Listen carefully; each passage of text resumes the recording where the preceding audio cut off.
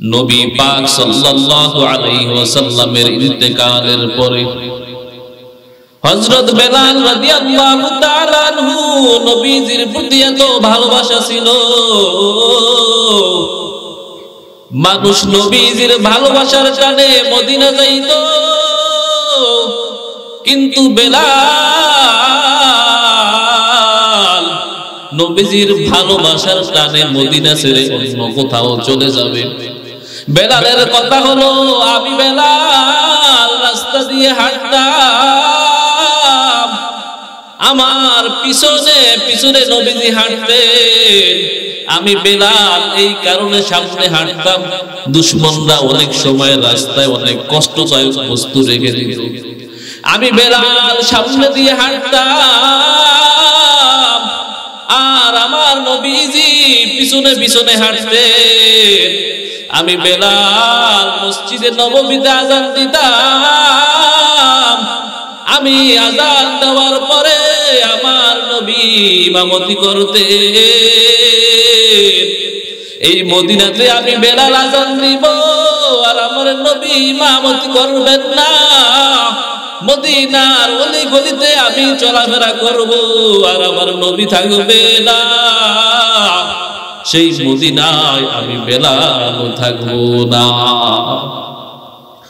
Belal Medina ছেড়ে অন্য কোথাও চলে গিয়েছেন।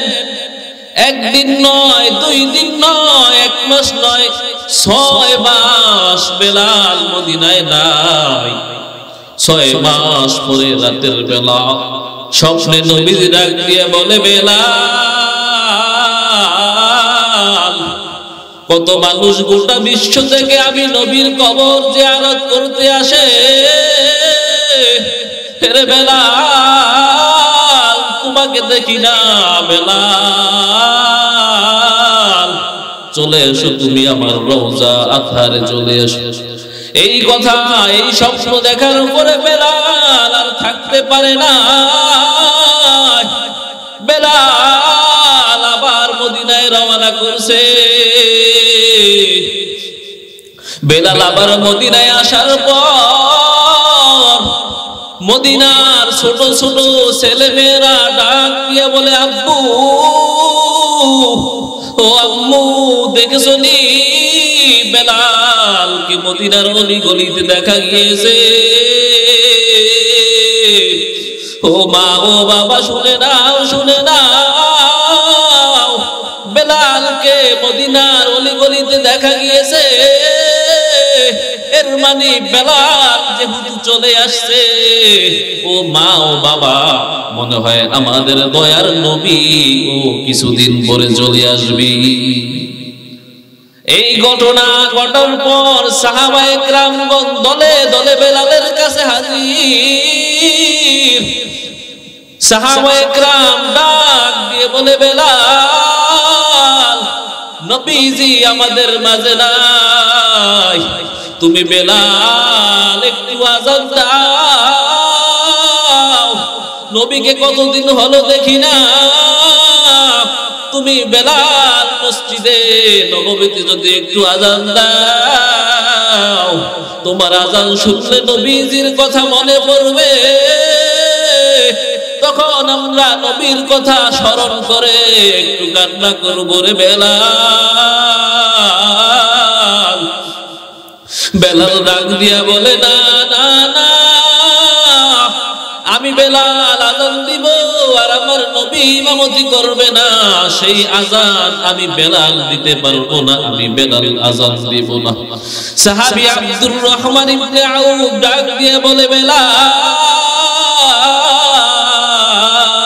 আযান দে। বেলাল ডাক দিয়া বলে, না না না,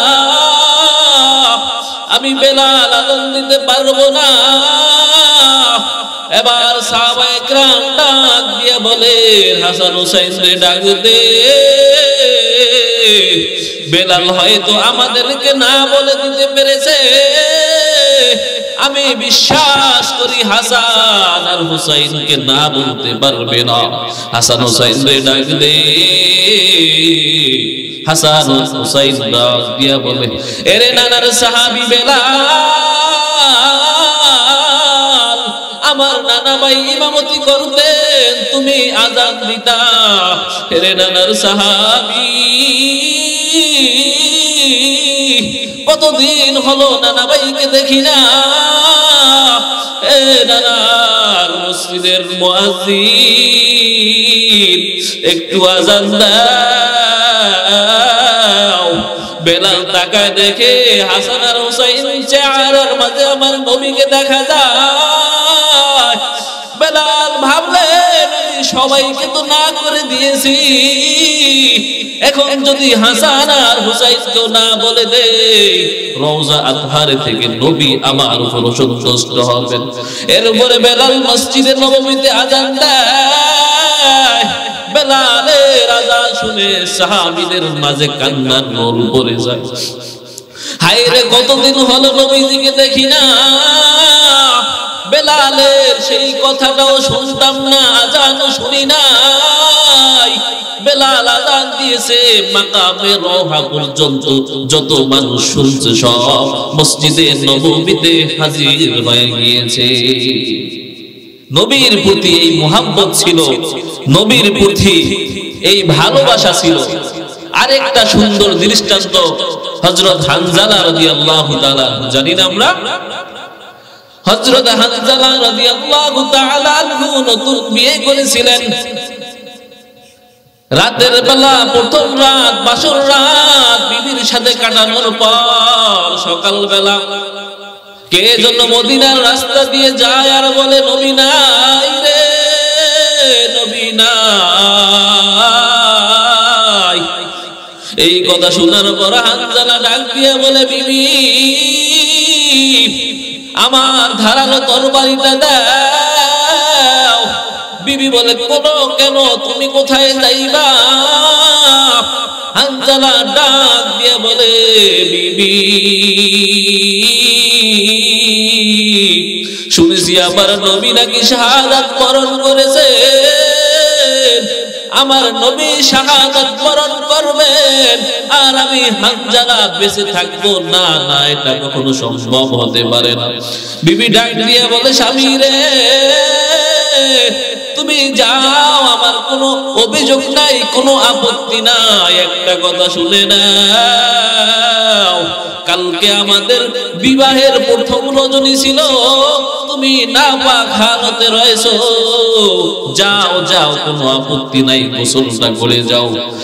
হানজালা ডাক দিয়ে বলে, বিবি না না না, আমি যাই, তলোয়ারটা নিয়ে উহুদ প্রান্তরে চলে যান।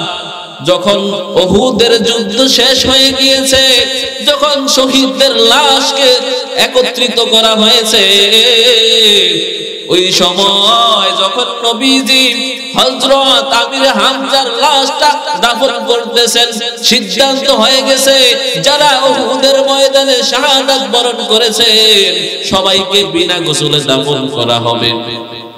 আমির হামজার লাশ যখন দাফন করতেছেন, পিছন থেকে এক মহিলা ডাক দিয়ে বলে, নবী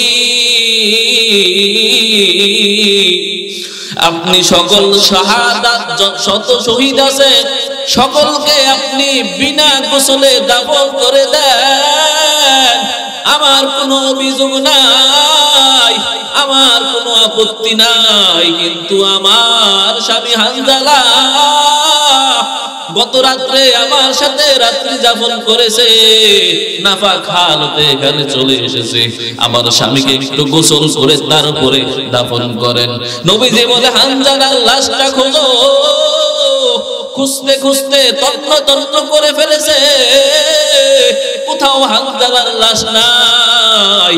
হানজালার বিবি টেনশনে পড়ে গেল, হায় আমার স্বামী নাপাক অবস্থায় চলে এসেছে, যার কারণে মনে হয় আল্লাহ অসন্তুষ্ট হয়েছে। নবীজিও চিন্তায় রয়েছে, হায় সাহাবায়ে কেরাম, আমার হানজালার লাশ কেন দেখি না? আল্লাহ ডাক দিয়ে বলে, জিবরাইল যাও যাও, আমার বন্ধু মুহাম্মদকে জানায়া দাও সকল শহীদদের এক সমান মর্যাদা হয় না। হানজালা নতুন বিয়ে করেছে, নিজের জীবন উপেক্ষা করে, নিজের বিবির মুহাব্বতকে উপেক্ষা করিয়া নিজের জীবনটা ইসলামের জন্য বিসর্জন দিয়েছে। হানজালার গোসল দুনিয়ার কোনো পানি দ্বারা হবে না, হানজালার গোসল আল্লাহ জান্নাতি পানি দিয়া ফেরেশতাদের হাতে করিয়ে দিয়েছে। এভাবেই ভালোবাসতে হবে। সাহাবায়ে কেরাম দৃষ্টান্ত দেখিয়েছেন।